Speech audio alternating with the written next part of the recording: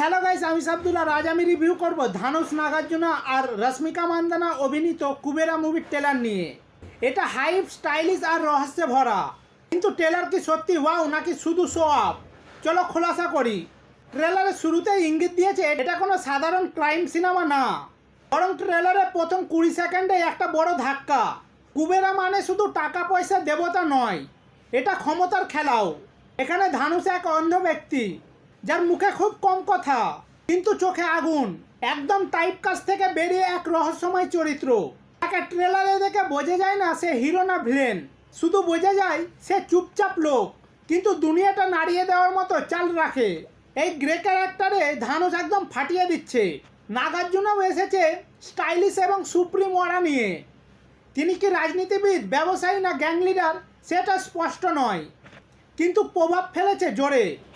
আর রশ্মিকাও এখানে সাধারণ লাভ ইন্টারেস্ট না, বরং একটা সিগনিফিক্যান্স পজিশনে আছে। ট্রেলারে তার স্ক্রিন টাইম কম হলেও তার প্রেজেন্স বেশ শক্তিশালী ছিল। সম্ভবত এই ক্যারেক্টারটি সাসপেন্স নিয়েই থাকবে। ট্রেলারের কালার গ্রেডিং ডার্ক, মুডি এবং হালকা নিয়ন টনে, যা থ্রিলার মুডটা পারফেক্ট করে তোলে। গ্রাফিক শটের কম্পোজিশনগুলো থিয়েট্রিক্যাল ফিল দেয়, এমনকি ক্যামেরা অ্যাঙ্গেলগুলোও কনফিডেন্স দেখাচ্ছে। এই মুভি লাইভ হার্টেড কিছু না, এটা হেভি স্টাফ। আর এর বিজিএমটা দারুণ, কিন্তু কিছু জায়গায় একটু বেশি হয়ে গেছে মনে হয়। কিন্তু মেজর পার্সনে সাসপেন্স বজায় রাখার জন্য যেভাবে ব্যবহার করা হয়েছে, ব্রাভো। কিছু ডায়লগ ওভার ড্রামাটিক মনে হচ্ছে, গল্পে কি হচ্ছে সেটা পুরো স্পষ্ট নয়।